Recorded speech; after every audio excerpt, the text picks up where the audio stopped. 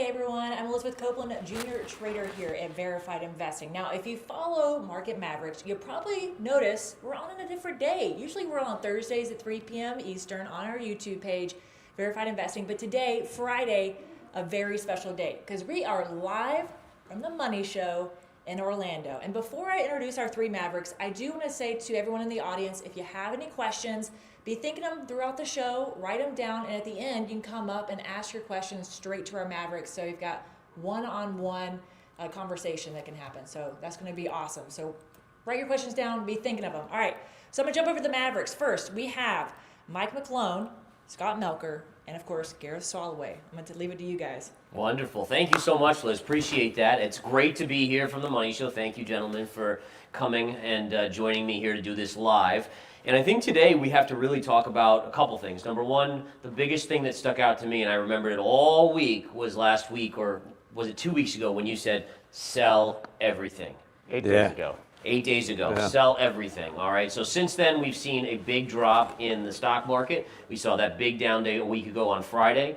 We haven't had a lot of downside since then, but gold looks like it's starting to pull back. Silver's down 5% today. Can you fill me in on, like, for a lot of people out there, you saying sell everything, especially including gold, is a little bit of shock. It's like, being punched in the face. So can you tell us why you said that? Let's start with a chart. And then can I get up and show this one? Please That's do. Awesome. Please do.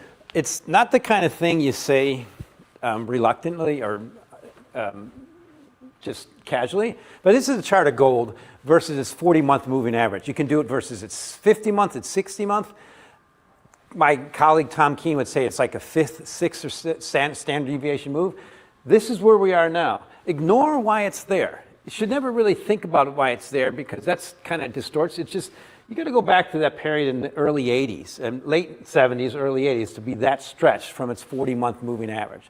And I look at this and I say, yeah, okay, it's been lucky enough to be overweight gold. Some of us have been lucky enough. You don't want to be a buyer here. And also now it's in the tape. I was at Greenwich Economic Forum last week and everybody's talking about it. I'm like, okay, it's just, you put it, Scott, the word I learned from Scott, my spidey senses, you be careful. And if gold's got a problem, I think everything's got a problem now because everything's so expensive. So that to me is one key reason I was willing to say that, because when you can go back almost 50 years and see things that this stretch, just like, yeah, all right, thank you. Just, it's also a key lesson I've always learned in the business is never, the essence of taking profits is the essence of the business. When you say sell everything, would you that include bonds, or no, do you think that's the only thing left? Okay. So for years we've been talking, I've been talking, been kind of not a big fan of the stock market, but there's alternatives. Bitcoin and cryptos were a great alternative. 2020, when Michael Saylor got bullish, and 2018 when it went down to 3,000, okay, we all jumped on. A lot of us got 10Xs, right? Now, the masses are in the space. The people, I was at Bloomberg, and Bloomberg, everyone was asking me about it. You get in the terminal, people are asking, hey, Mike, what's this Bitcoin thing? Now I have retail people asking me, what can I buy? I'm like, okay, that's kind of saturated. So that was a good thing, alternative to the stock market. And then gold, as of last couple of years, to me, gold was a great alternative because it just looked like it was ticking up and stock market's getting expensive. And now it's too expensive. So I look at the only thing that's really left in my view is a normal deflationary cycle. And that means long life. So just going back to this chart here, explain to us, so the bottom, the yellow line is gold, that's the spot price of gold, and the upper one, what's the upper blue? So they're both gold. Okay. This is all you do is you take gold and divide by the 40-month moving average. Now I use 50-month and I use 60-month, but when I started doing this a few weeks ago, this was the only one that extended above that peak from 2011. Every one of them is above now. So I just figured I'd show you this one. And so also I show gold on a log normal scale. So look what happened here. Now it got here, it went higher. This was around 300, went double around 600, but that high lasted for 20 years. Wow. So here we are now. That peak 2011, we got there, went a little bit higher, but then the peak here lasted for about 10 years. It's just not the place you want to be overweight gold. Gotcha. Look at that, you just killed the charts. I know, here we go. All right, speaking of gold, I'm going to jump up. I want to show you this, and then I want to get into crypto and Bitcoin. So for those of you guys that have been following, we've seen this epic run in gold, right? So here on this side, this is your chart of gold currently on the weekly. So this is you have this up move here. This was your first move starting in early 2025. We then went into our consolidation phase, and we've had a run higher. Now, this is where things get really interesting. We go back to 1979, right, and 78, and look, same exact pattern formation, consolidation, right? So you have your up move, consolidation, which matches this consolidation here, and then you have this move. Now, what's interesting here is guess how many candles up gold had in 1979? How many weeks, essentially? And the answer is 9 weeks. Well, guess where we are right now? What number week is this? 9 weeks. All right, so now what's interesting here is we say, okay, well, 9 weeks. Did it continue? Let's find out. Let's go to this chart here. And the answer is, look at what happened on the 10th week. Look at that reversal right there. And so the idea here is, number one, it's matching 1979 pretty clearly into 1980. We get this reversal. And then the second question I always think about is, all right, well, I think gold is a long-term buying opportunity when it pulls back. And the reason is in the 1980s, we obviously had massively high inflation, but that was dealt with. You know, you didn't have the U.S. debt as crazy as it is now, where we see the politicians not being willing to deal with it at all and just spend. And so ultimately, while this was a major pivot top on gold, and obviously we went much, much lower, my guess is we'll still see a pullback, but it probably then over here pulls back and eventually goes even higher. Last thing I want to show you is this. Check this out. So we think about it and say, okay, well, where's your proper buying opportunity? Because listen, someone can tell you something's overvalued. The question is, well, where do we start to buy?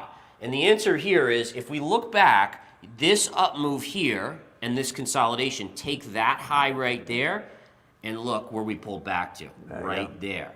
So using that same thought process, we say up here, there's your high.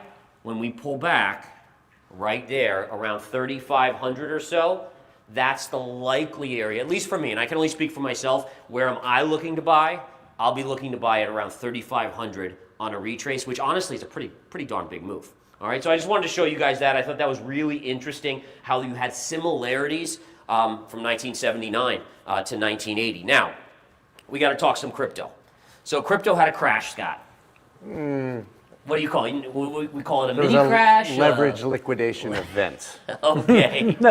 Leverage liquidation event. Now, number one, is this partially because there's so much leverage in the system? People are using like this crazy, like 100 to 1 type stuff, and that creates these type of events, or? I think that's a huge part of it. I don't know that there's net more leverage in crypto than in other markets. I think it's structurally different because of who has access to the leverage and on what platforms they have access to that leverage. So obviously, if you take a look at what happened, people will tell you that the catalyst last Friday, a day after Mike said to sell everything, the catalyst was Trump's truth or tweet. Do we call them truths? I call them truths. He truthed. Trump truthed and said 100% tariffs on China, not talking to Z. Well, we get that once a week. So that's clearly not a catalyst for the largest liquidation event in crypto in history, 12 times larger than FTX, to put it in perspective. 19 billion to 20 billion in less than a day. Now, if you include this week, 21, 22 billion liquidated. FTX was about 1.6 billion. And that was the collapse of the most notable, largest platform in the space. But what basically happened was market makers, algorithms, exchanges, stop losses, everything broke. So there was a level of stress that was put on the system. You think they would be prepared for black swan events. They're just, if a black swan event happens every year, it's just a swan. And this happens in crypto every single year. There's nothing black about it. And you can't handicap your risk on an exchange like that if you can expect that this will happen every 1 to 3 years. So what you ended up basically having was literally the prices of certain assets in crypto going to zero. Actual zero. They bounced, but we all know that nobody was able to get on an exchange and buy that. That's what I heard. Zero. That's what I heard, that people were like, why I'm trying to buy, and they couldn't buy. And you know what happened to me? Everybody was texting me, wow, the market's really crashing. And I looked at Bitcoin and I said, it's down 2 or 3%. Like, what are we talking about here? I checked Ethereum, Solana, roughly the same. And then the next day I started seeing the tweets on Saturday morning that people were killing themselves and that millions of people had been liquidated of everything they had on all these exchanges, even when they had stop losses that didn't fire, obviously, because there was no orders on the book. And if you were sitting in Bitcoin spot, it was just another week. If you were trading with leverage on one of these venues, you lost everything, right? So I think that this was more of a failure of the infrastructure than an indictment of the space itself. And Bitcoin, maybe right now sitting around 107 with a high of 126. This is normal chop, right? Yeah, I think Bitcoin above 100, testing the 200 MA now on the daily. I don't think any of this is particularly problematic. It's a really sad scenario, but if you were trading any of these assets spot, you're not down that bad. So does this type of event, does it hurt the adoption of crypto amongst retail investors at all? Or you think it's not any, Bitcoin in all fairness, yeah, it had a drop, but it wasn't that, like even from peak to trough, I'm looking at it on the chart over there. We dropped from 120,000 to 110 basically. Mainstream retail has no idea that this happened. And I can tell you that anecdotally because I got all the texts from my friends on Monday morning when they checked the market and they're not crypto native. My Wall Street buddies who are $112,000 Bitcoin, great, let's buy it. They don't even know that happened. It wasn't a mainstream news story. And unfortunately, if you've been in the crypto market for a long time, it's very player versus player. And there's a cohort of people that participate in that market that just crush each other and get liquidated and go broke and come back. And they do it every 2-3 years. And there's washing machine cycles.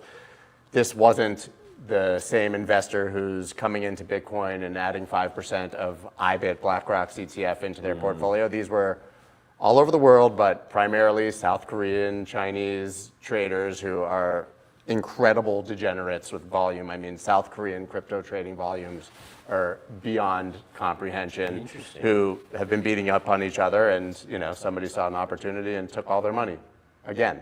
Right, so there's actually bigger stories. Crypto industry, if you've been a part of it, you know that there's nothing more predictable than them loading the shotgun, aiming at their foot, and firing when things are good, right? We just have an ability to destroy ourselves in a way that no other industry does. This week, I don't know if you saw the story that Paxos, who's an issuer of stable coins, accidentally fat-fingered a $300 trillion mint of PYUSD, which is PayPal's stable coin. Now, given they were able to reverse that on the ledger very quickly, but when you have the entire world looking at stable coins and you have the Genius Act, which is supposed to regulate these, it makes you think, how can you mint 300 trillion if they don't have $300 trillion in the bank? Shouldn't there be a mechanism that doesn't allow you to mint more coins than you've already put to back them when they're one-for-one backed assets? And Paxos is one of the most highly regarded and very serious players in the stablecoin market. So I think it just speaks to the fact that this industry is still nascent and growing.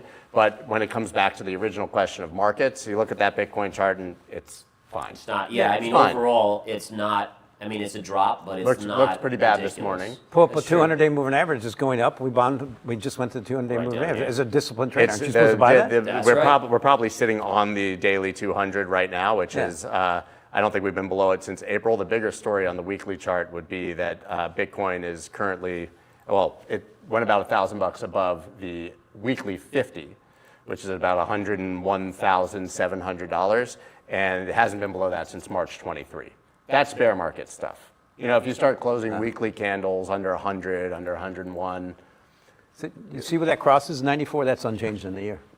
Yeah. Interesting on that. So now, one of the things, speaking of stablecoins, that I was hearing was that stablecoin issuers are starting to buy gold. Did you hear that? Is that anything there's truth? Tether has a very popular gold-backed stablecoin and gold. And products but they're that are different. Like that. It's not I have Okay. not seen that there are stablecoin issuers buying gold for their treasuries or anything. Oh, okay. Tether has a massive Bitcoin treasury. Gotcha. Listen, everybody's interested in gold. Bitcoin people and gold people are exactly the same, unless you ask Peter Schiff. But they're exactly the same. He was here. I saw him. I had him on my show on Wednesday. He's one of my Completely favorite agree people with to that, argue Scott. with. Gold bugs? Everybody, they agree on everything about the reason to own the asset. They just stumble at the finish line over which asset to own. And they hate anyone who says opposite. I had a podcast with Peter that I started. I said, Peter, we agree on almost everything. Can we not talk about Bitcoin? Let's talk about all the things we agree on. We've got an hour. Let's talk about. He mentioned Bitcoin 749 times after that. We could not talk about anything else. It works for him. But yes, the people who believe in Bitcoin, the older ones were gold bugs first, and the younger ones are now getting very, very interested in gold because they see that it's doing all the things that Bitcoin is supposed to do as well. Interesting. So turning back towards what we've seen lately in the economy, right? We saw threats against China. Markets got a little panicky because I think things have been so elevated. But, number one, we saw Trump, he couldn't even handle a 2.7% down day in the S&P before he backtracked. And is that concerning to you that is it that the stock market is that tied to the economy now that the politicians and the leaders of the world can't even handle this minor little down move in the markets? Just quickly, Mike, I would just make the point that he might have been more concerned about what he saw happen to crypto on Friday night and not about what happened to the stock market because his family's wealth is inextricably tied to crypto. Eric Trump said yesterday that they've made over $1 billion this year in crypto. That's what has changed. So in the earlier days when you guys got in a lot earlier than I did, and people got into crypto, a lot of the reason to get into crypto was to get away from the U.S. government, something that was independent, nothing to do with someone else's liability, completely independent trading, nothing. And I loved it when Trump hated it because he completely missed it. The main thing about Bitcoin and cryptos is crypto dollars. I mean, the technology is awesome. Stablecoins, just completely proliferating. So now when he tilted, the difference is so you could buy Bitcoin and cryptos to kind of be away from the government, away from the system, away from the traditional old school, like some of the boomers like me, I'm the last of them. Now, if you're buying Bitcoin, not only are you somewhat supporting, or not cryptos, the Trump administration, you're somewhat dependent on the Trump administration. My sense is the smart people who got in it early, the technical guys, and sometimes it's better to be lucky, are thinking, man, let's just get out a little bit. Every single rally, I think that's what they're potentially doing. And that's what we saw a little bit when the tide went out a little bit. We saw how much Trump was involved. So I think that might be a shift. But I'd like to focus a little bit more on the macro. Tilting over what you said, let me show you a chart here if I can walk up and show this real quick. Hopefully it won't blink out this time. And you were showing Bitcoin. My favorite ratio is Bitcoin to gold. How many ounces of gold per one Bitcoin? That's what I show you here. There's no trend. Right now, it's 25 ounces of gold per one Bitcoin. The high, 38 here. The high when Trump got elected was 40. The low's been around, what are we around?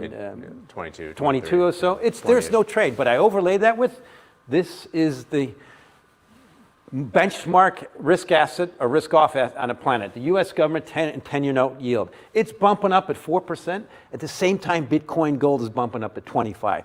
That's a key ratio. That was the low back in April. What's the difference? We bottomed here in distress. This is 90-day volatility on the S&P 500. It peaked at 28%. It just bottomed in October, beginning of October, at 8.9%. That's the lowest. You have to go back to 2020, 5-year low. So complacency in the stock market is the highest in 5 years. And this ratio is bumping on the bottom. What do you do as a trader? You're supposed to buy the dip, right? This is support. It bumped below it yesterday. It's back up now. This is live right now, and it's hanging out there. My suspicion is there's only one place for volatility to go, and that's up. You have to expect volatility to stay lower, or this is going to break down, and that's why part of the reason I was able to, willing to make that bold statement, sell everything, because I think it's going to break down. And the reason is, as an ex-option trader, when volatility gets this low, you don't want to be short it. You just want to either get away or look to buy dips, buy gamma. So what you're thinking is volatility is going to shoot up? We must shoot up, but the bottom line is, do you want to be short vol here? In October. No, maybe in June, right, but October. So what are you thinking are the catalysts? So whether we're seeing a sell-off in everything, right, sell everything, the idea is that stocks are going to come down, Bitcoin's going to come down. Is there anything in particular that you're queuing on in the news that's like, this could be a major event here that we need to pay attention to? Shutdown. So think of the shutdown. Mr. Trump is completely focused on this, completely emboldened by the stock market. We know that. Stock market goes up, he's fine. Stock market goes down, he pulls back 90 days on tariffs, right? The only thing I think that brings these two parties together is stock market going down. That's what happened to TARP. Remember TARP when Congress first rejected it, and then stock market dropped by 5%, and they came to terms. To me, that's the problem. That's part of it. But the key thing is, as a trader, as a strategist, I'm not so much worried about the catalysts. I'm looking at markets will find reasons to move when they get this cheap or this expensive in terms of volatility. They'll find reasons, and this is the time of year. Meaning little things can make things move. So that's the way I look at it, and just look at the relative value. Sure, as a trader, you're supposed to be buying, shorting that 4%, it's not supposed to go below, or Bitcoin and gold, you're supposed to buy it at 25. But again, it's the time of year. My bias is it's going to break down. It's just waiting for a reason. Interesting. So, last thing I'll ask you is just in regards, and you can come back as we talk about the 10-year yield, right? So you're bearish on the 10-year yield. You think the 10-year yield is going to drop, and bonds are the place probably to store money at this point until assets come down significantly. Do you have a general sense of how low you think they could come? China. So I can show another chart. I'll just do it from here. So one thing you have to point out is the most significant thing on the planet right now is how expensive the U.S. stock market. That's stock market cap to GDP. That's a Warren Buffett model that Mr. Saylor kind of made fun of because he's high overweight cash. You have to go back to 1929. Now I use the S&P 500 divided by GDP because it's relative, it's reliable data going back 100 years, but it is the highest ever. And overlay that was the Bitcoin to gold ratio. It's breaking down. It's a good leading indicator. The point is at some point, something's going to trigger this. We have to stay elevated. Everything now in the whole world is dependent on the stock market staying elevated. It has to stay up. Or if it just drops a little bit, deflationary forces kick in. Crude oil is collapsing. And as I point over to one key indication is China, the second largest economy. Their 10-year note yield is 1.84%. In this country, it's 4%. So they have severe deflation. So it just needs a little trigger for that to kick in. That's why I'm worried. If like that line of that trend line you show in your chart, if we start breaking down, and you have to look at the tip of the iceberg. I'll point out the tip of the iceberg is Michael Saylor, MicroStrategy's rolled over, 200-day moving average has turned into a bear market, and the market's rolling downward, right? At the same time, this is the 10-year note, the bond future. I started in that trading pit. And this is Scott, you will know for sure. I've been wrong on this. I thought this was bottoming here. And I've been wrong for 2 years. But at some point, if the tip of the iceberg of risk assets, MicroStrategy, breaks down, everything tumbles, and bond yields are just waiting for an excuse. So we're just waiting for so I'll end, I think the most significant thing to point out is when you get 2.3 times GDP, which is we are now, the stock market is the economy. And it's just waiting for a trigger for reversion. And maybe it's cryptos to lead it. And that's why I'm so on top of what's happening to cryptos. I have a question for Scott. All right. Is MicroStrategy too big to fail? Yes. But the rest of the treasury companies have already had their bubble pop. I think that MicroStrategy will be fine. I don't think it will trade at a discount, but I think that the rest of the treasury companies largely will. I think that if you mean by fail, could it trade at a discount? Yes. No, I mean like let's say we know if Bitcoin went to 30, 20, 10, yes, I think that's possible. But I guess what I'm asking is But last time when Bitcoin was at 30,000, people were saying if it went to 25, MicroStrategy would fail, and it went to 15, and he was buying. He's fine. But right, the markets enabled that because people were willing to lend money. Now I assume he's more leveraged and he's raised his average price. And so I guess what I'm saying also is when I say or 70. Yeah, so let's just say Mike said 10K before as a possibility. Now again, no one knows if that could happen, but I guess the question is when I say too big to fail, I mean like the destruction in the crypto markets, if that happened, like would the government come out and save them? Saylor himself, potentially not. I guess it depends on how vested Trump is in the market, but I don't really think there's a way to step in and save the Bitcoin market, and that's the beauty of Bitcoin. Bitcoin doesn't need anyone to save it. It continues on through hell and high water. True. Makes no difference. It's never been shut down. It's never had a circuit breaker. It's never failed. It's never needed a central bank to step in. That's why we buy Bitcoin. The price is fun to talk about. But I personally, when you say sell everything into inflating dollars, like, listen, I'm not a crazy person, but I would rather own Bitcoin down 50% than sell it all into dollars because I'm not selling it anytime soon. Yeah. Right? If it's money I needed, that's a very different, but as an investor, as a Bitcoin believer, I deeply believe in 4 years, 5 years, 10 years, even if we go into a bear market now, it'll be trading much higher than it is now. Going back to the gold conversation, I kind of agree with what you said. Retrace flies. Right, yeah. My base case is that it's not the same as the 70s and the 80s because the government, when Donald Trump speaks and Bessent speaks, I choose to believe them at this point. If we're going to grow our way of our fiscal problems, $37, $38 trillion of debt, that means print our way. Right. There's no growing out of that. That's printing your way out of it. And if you are going to purposely debase the currency, then I want to own gold and Bitcoin and other assets. And this isn't just me, by the way. We've been the crazy guys saying this for years. 2 weeks ago, JP Morgan, the debasement trade, buy Bitcoin. JP Morgan, Jamie Dimon has called it rat poison and said that anyone who touches Bitcoin will be fired. That Jamie Dimon, that JP Morgan. Paul Tudor Jones, buy Bitcoin, gold, silver, and the NASDAQ. He was the only one who included the NASDAQ. Right. Ken Griffin of Citadel. We're literally now talking about the Emperor and Darth Vader when it's like Ken Griffin and Jamie Dimon buy Bitcoin, gold for the debasement trade. So listen, maybe they're all like calling the top. I can see how that would be a top signal, but it's a narrative we've been saying for all of these years is now catching fire. And whether that means that we stumble at the finish line, or whether that's Bitcoin or gold or bonds, I think it's hard for me to get to deflation, as Mike talks about, without massive inflation first. Crack up, boom, hyperinflation. So we had that. That's the key thing. I love Larry Lepard when he comes on. Yeah. He wrote the big print, and it's right. The point is we've just had the biggest print in our lifetimes, and that inflation we got to almost 11% in CPI. For that to repeat, with the stock market this high, you need it to continue. It's got to go up a lot. And it's all the lessons of history. Like there was a book written, The Price of Time, by Edward Chancellor. He pointed out all the cycles in history. And deflation is always the result of inflation. And that's, to me, I think the thing is happening. That's why I point out it's happening in China right now. So they are doing the big print. 300% of stock market, of market cap, of debt to GDP in China.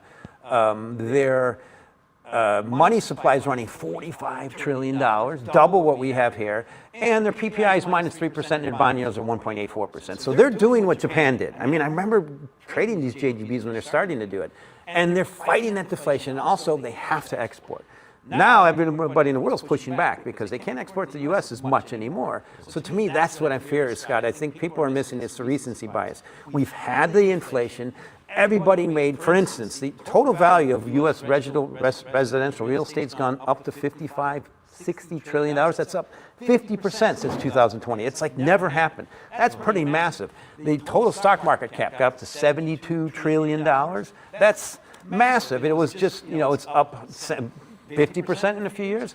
That's massive wealth creation and inflation. I'm just worried about just a little bit of reverse wealth effect. But Mike, when you have Jerome Powell being bullied by the president to cut rates, and you know that even if Jerome Powell is stubborn, exactly what kind of person Trump is going to put in May, you know they're going to go as far back towards ZERP as they can before the next election, certainly, and that they're going to print their way out of this. How do we end up with deflation if we believe, maybe you don't, that there's going to be the big print? We may have just had the big print, but what our government has shown is there's always a bigger print. One simple thing in this chart. I showed we've had the big print. We're at the highest stock market wealth creation in all of our lifetimes in 100 years. That has to keep going. And I think we're showing little signs of kinks in that armor as we get into 4Q. And it's got to start with the most liquid, speculative space with massive hubris and excesses and cryptos. Yeah, but is there a world where you see gold continuing up with those bonds? That's what. That's 70s type inflation. Right. Bond yields. That's 70 type inflation. That's what I'm worried about from gold. Is it's telling us it's the alternative.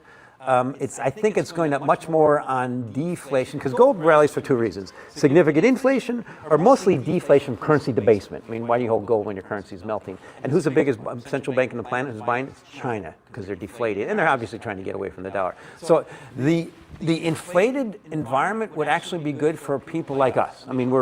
Anybody who owns property and assets are above average income, it would be wonderful. But we just had the best thing ever. That's why I point out to me that's like, okay, that's what the expectation is, but as an option trader, is that the VIG? Is that, if you put in option positions, that's not the trade. The trade to get the 10 to 1 is tilting the opposite little. And that was part of my call on gold, but now gold's just so expensive, I'm just plain scared. How do you print your way out of debt when you don't stop spending? Is that possible? No, it's the old anti-fragile Talib who was one of the biggest Bitcoiners and now vehemently hates us, but still quote him. He talks about that you have to clear the brush in the forest to prevent a bigger fire, and if you have to start a small fire basically, and suffer through that, or you're going to have a much bigger fire down the road. We're just not clearing the brush. Right. So we're in a situation where we're not burning it away. We're not taking the small hits. We're not, as Matt Hogan joked on my show, and we talk about it all the time, he made a joke that governments have made recessions illegal. You know, like obviously sarcasm, but they pull the levers, they push the buttons, but they're not allowing the healthy corrections that we need or the excess to be flushed in between. So it means that the collapse comes. The funny thing is, every time we talk about this, I fully agree with Mike. It's just timeline. Time is everything. It's timeline and what will happen to my thing when it goes down, right? So that's really where we potentially disagree. I think we all generally disagree on the same thing. I mean, you were talking about it being good for us. Dave Weisberger says this every Macro Monday. They want asset inflation. They don't want consumer inflation. And we've had both, right? So How do you do one but not the other? I don't think they really care anymore. I think it's a need to see everything go up come hell or high water. I agree with you on that recessions are almost illegal, and you see that by the walkbacks, how quickly. I mean, I do think Trump, when he instituted the liberation tariffs, he was trying to be strong, and then the markets just pushed him to his limit, and now he's at a point where, all right, can't let it even more than 2-3% drop before I back off on what it is. And I think, by the way, I think that puts China in a much stronger negotiating position on this. And I think I was even reading that they know that he's not going to play hardball at this point. It was the same with Doge, right? I mean, the market spooked him from the austerity and cutting out all the excess and such. Wants to see the market go up. He wants to see Bitcoin go up too. Like I said, I think maybe he can pull it off for a while. So that's what I'm afraid of. Is I was hoping his team. Now the midterms are a year away, and every midterm we always swing away from the party in power. It's just the American way. This one I think will be more so than ever. Particularly a guy from Chicago watching the violence that's going on. People are going to say, yeah, he's a little bit too authoritarian. It's the American way to push back. I mean, that's the American. It's why we have our check and balances. But that's where I'm really getting concerned. Is why didn't he just let the thing go down and stay down for a little while and then respond organically, and then within 3 or 4 months before midterms you'd have that recovery. Now the risk is things are going to start dumping. I mean, unemployment's not going down, it's going up. We shut down the government, that's not helping everything. It's crushing government spending, consumer spending. It's the sentiment's all negative. I'm just looking at it right now, and we're at that time of year where years can happen in months. So I'm worried at some point when we go down, it's timing. When we go down, say 20% in most risk assets and stay down, that's massive wealth destruction. We're way overdue for it. But stay down is the key, because we just had that, but got an immediate V-shaped recovery. Right, and it's never going to happen again, right? Right, exactly. It's exactly it probably does happen and stay down for a while, right? I mean, but it's timing, it's everything, as you've said. Yeah. And I would like to point out, I was just reading that last Friday, the biggest options volume day ever by retail. Retail bought the dip last Friday like crazy. Again, never before the amount of options volume that we saw. And again, as a kind of a pseudo-contrarian, that's something that concerns me. That means that people really do think that, down 2%, 3%, it's not going to go any lower. It's going to go right back up. And they've been semi-right. I mean, we've kind of chopped around a little bit, but it's again, timing, like you guys are saying, is everything, right? If we knew that, well, that's why owning our own island. I put it gold and scary in the same sentence, because gold to me is telling us something. By the end of the year, if we can hover here, have the S&P 500 up 15%. But here's the thing I want to ask you is, the most significant commodity on the planet, crude oil, is down 20%. Why? Because there ain't no demand pull for crude oil. The whole world is having a problem because they're facing what's happening here. And that's happening with the stock market up 15%. Right. So imagine if we just get down 5%. That's dominoes kicking in. And that's what I'm afraid of. And as a commodity guy, I see pressure in all the elastic commodities except one major sector, and that's metals. And metals are being driven by gold. Although even copper, copper has not rallied like many of the other commodities, right? The precious metals, at least. It did for bad reasons. Supply constraints, initially the tariffs, and that's why copper now, I can show you a chart later, it bumped up 40%. This is I have to focus on U.S. copper because it's the center of the universe right now. It's not European copper. And now it's just hovering like about the same as the S&P 500 on the year. And copper has a very high correlation with S&P 500. So that's my point, is the stock market has to go up. It's just a little bit of a trickle down. Today was another great day. We survived. That's why I think we're just on cliff's edge. Amazing. All right, so Liz, why don't you get some questions for us or ask us some questions, we're here for you. Absolutely. So what I'm going to do is, anyone who has questions, please come up here, and I will hand off the mic. You can ask our Mavericks a question. But in the meantime, I would love to leave this with you guys because I have some interesting questions for two of our Mavericks. One Maverick says, "Sell it all," right? Sell it all. Where would you buy? Where would you buy when if it comes back down? And we have another Maverick that says, "I'm not going to sell." At what point would you sell? And then I'll have everyone come, while they're answering. If you have a question, please come up. Mike, why don't you start? So where do we buy gold? Where do we buy? It's a simple answer for me because I'm not supposed to give investment advice, but you can never go wrong by saying just buy treasuries. You get 4%, you're locking in, and it's just a question of duration. If you move out in the curve to go long bond, which is right now about 4.6%, you could lose if yields go up, but if yields just catch up to what's happening in China, 200 basis points means on that kind of duration, you can easily go up 50%. All right, so but let's dive into the risk assets, right? So, and we're just going to talk about Mike himself. So Mike's sitting there with his trading account, his investment account, he's in cash, except or treasuries. Stock market drops 10%. Do you buy?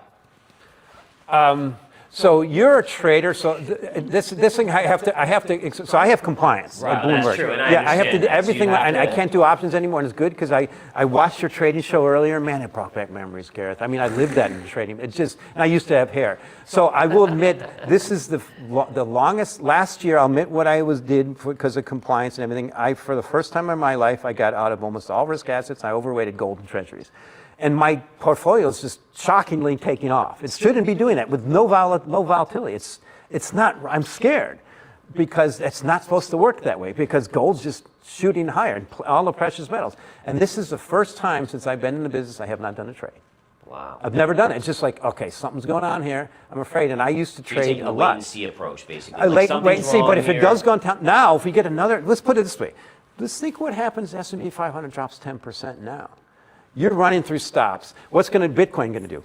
20 to 30%? What are bonds yields going to do? That 4% drops down to 3.8. This is the time of year. It's already past the time. I mean, we're going to start. I think that's why there's no tolerance for buying a dip now. It's over.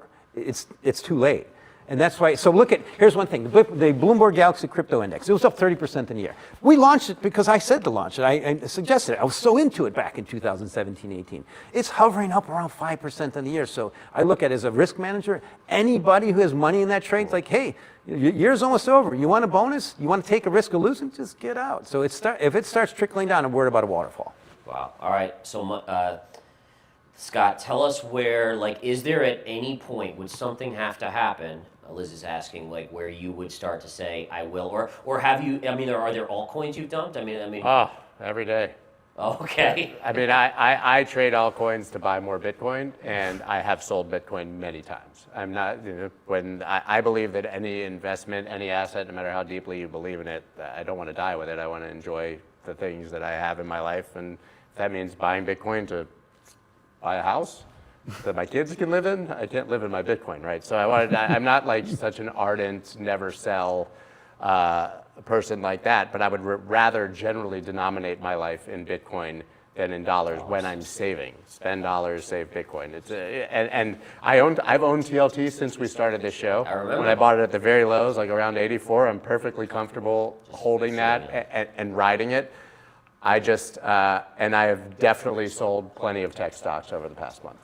So, in regards to that, you have I'm assuming you kind of have a core Bitcoin position, but then you'll also trade around the Bitcoin movement. Very little. So these days, actually, I have everything running algorithmically with these guys, Arch Public. I don't know if you know them, and it's just an exceptional product. And I've set up basically 12 algorithms that utilize Ethereum, Solana volatility to earn a cash yield and buy more Bitcoin. So basically, I'm buying Bitcoin. It just does it much faster and better than me. Absolutely, as I said, I was at dinner on Friday night, didn't know what was happening, but I was making a lot of money and buying a lot of cheap Bitcoin.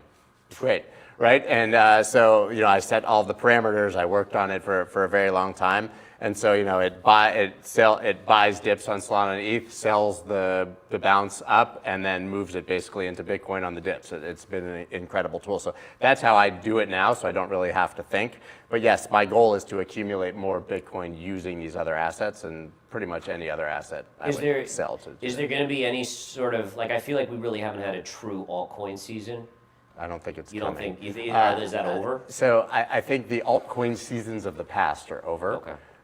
So there's a few caveats. I've been saying since before Circle's IPO, but certainly after it, that altcoin season happened. It just happened in crypto adjacent equities. You watch what happened with the treasury companies. We get the same Christmas tree charts that we saw for years in altcoins. Massive pump, massive dump, all the way back to zero, traded at a discount. We're playing in a much bigger pool with much bigger money now, buoyed by the president and his family trading it as well. There's a lot of money to be made by seeing things go up very fast and down very fast, as we've seen in previous alt seasons, which is just basically a game of hot potato, right? People fantasize about the old days of alt season, like that ex-girlfriend that you hated, but now all of a sudden you're thinking about how amazing she was, because you don't. Alt seasons were like a month at a time, Right. and if you weren't back in Bitcoin immediately, nobody made money on them, right? So it's really a trader's thing, and we've seen that, I think, across public equities. We've also seen pockets of altcoin season. As Mike likes to point out, there's millions of altcoins now. So it's not a situation where you're going to be able to throw a dart like you used to and just wait a week and your thing goes up 10 times, you sell it and you throw another dart and wait. The BNB ecosystem recently had this massive move, right? Binance Coin went up to new all-time highs. It's outperformed Bitcoin on almost every time frame. And then the ecosystem around it, meme coins started launching, but it happened for 2 weeks, right? And we've seen Solana's ecosystem go crazy and meme coins go crazy. So there's been these little speculative alt seasons, but you've had to be exceptionally nimble and really on top of it to catch them. I haven't. I didn't participate in Trump token or anything. I think the dumbest thing in the world. But and it's clearly a sign of excess, but the thing is it's not happening as much anymore. Right. I do think there was a point where I was getting very concerned that we were back to the speculative GameStop nonsense of the past, but it's calmed down a lot, at least in the crypto market. Interesting. Awesome. Those are great answers, guys. Well, if we don't have any questions from the audience, I think. Oh, yeah. Yeah, come on up. I'll pass you the mic over here. Oh, yeah. Of course, come on up. You're live on TV now. Live, yeah. Come on. Mike, it's your nemesis. Tony's awesome. Tony, come on, step on it. Oh, yeah. Here you go. Tony, you're great. I'm going to ask a very simple question for all three of you gentlemen to respond to. Long-term, speculate on the future of the dollar, up, down, or trading range. Versus what? Versus what? Oh, God. Jinx. The euro. The euro. Because I think the dollar's the what is it, the cleanest shirt in the dirty laundry or the prettiest pig in the pen, right? If the dollar goes, we're really screwed. So I think the dollar outperforms potentially other currencies, but still is underperforming when you benchmark it to something like gold. Gareth, Well, I got to go. I'll have to jump up here and Come on, show you a got it. chart here because at least over the near to midterm, the euro has broken out against the dollar, right? So what we see here is by the way, this goes back to the financial crisis highs right up here, right? And so you have this beautiful downsloping trend line, high pivot, high pivot, high pivot, right to here, and then look at what has just happened, the euro against the dollar. And so usually when you get these breakouts, it's not just like, oh, let's just go up here and then we're done. This is usually, especially when it goes back literally, 17 years or so, 18 years, this is the beginning of a bigger move. And so I would take the other side, which is... Well, can I revise my statement? Sure. Because it's always about time frame. Right, time frame. I think right now the dollar is going to like 89 or 90 on the DXY, and then I think it starts to outperform. So it's about time frame. I think in the short, I 100% agree with you in the short term. I think that they're going to debase. Do you think that the debasement is, so are you in the camp that all currencies are going to get debased and it's just the dollar's the cleanest shirt, essentially? Yeah. Okay, so you think the euro eventually, they start to do the same thing, massive printing, and then yen, same thing. Yes, and Mike, so. what about you? Well, I can show one chart. First, I want to point out from a crypto standpoint, the dollar is unstoppable, and Trump figured it out. Stable. I mean, stable coins. It's just standing like I am in front of you now in Hong Kong, 2018. Huge bear market in cryptos, and there's one thing going up. Tether at the time was $2 billion, and it was going up. I mean, the market cap, I'm like, all right, that's a bull market. It's that technology is awesome. But the key thing, so I think cryptos, and the world's finally getting it, when you can get access to the dollar via your phone, what does that push back on? Peer-to-peer cash or Bitcoin? Well, I can do it from the dollar, and I don't have to deal with volatility. There's 130 currencies on the planet. Really, you probably don't need that many. Maybe we need 30 or less. I can get the dollar through my stable coins now, and it's happening organically. So that's the part of cryptos I'm so bullish on. It's just speculation on that. But I want to show you one key thing about the dollar. If you take the Fed trade-weighted broad dollar, you overweigh that with the S&P 500, divided by the rest of the world, it's the same trade going straight up. Now they're showing some divergence. That's the key problem with the dollar now is it's just a part of the whole world needed access to the U.S., access to currencies, access to our real estate market, access to our stock market. Why? Because it's going up. And what happens? If the stock market starts going down by the rest of the world, it's what's starting to do. That's why gold's going up. That's a problem. So overall, to me, it's a great macro trade, but let's remember what drove the dollar. The rest of the world getting the U.S. stocks. Amazing. So it has been. So what happens there is I'm afraid. That's why I'm worried about this gold handling up and the dollar going down. I mean, gold gets it. All right. All right, anybody else have a question from our audience? We're good? All right, well, if you have any questions and you're watching on YouTube, please listen below. We'll get to them and ask our Mavericks. But thank you guys so much for being here. Again, this is a special edition. We're live from Orlando Money Show, but usually you can catch the Mavericks on our Verified Investing page, our YouTube page, every Thursday at 3 Eastern. So thank you guys for coming all the way up to Orlando and having our show out here. We appreciate it. Is there any final remarks you want to say? I think overall we've covered some good stuff, and this is the first time I've had the pleasure of being with Scott. We had him on a screen, but we had him on one of these screens. I tried. Like he was there. Here, so it's pretty good to have you in person, and we'll have to do this again, maybe at our studio in Tampa. I know you're now in that vicinity, and we'll just have to drag you up. Well, thanks for having me. This is a lot of fun. To me, this is a show and tell part of the game that's just too much fun. So thanks for having me. Amazing. Absolutely, guys. All right, well, thank you guys for tuning in. We'll be back on next Thursday. Talk to you later. Take care.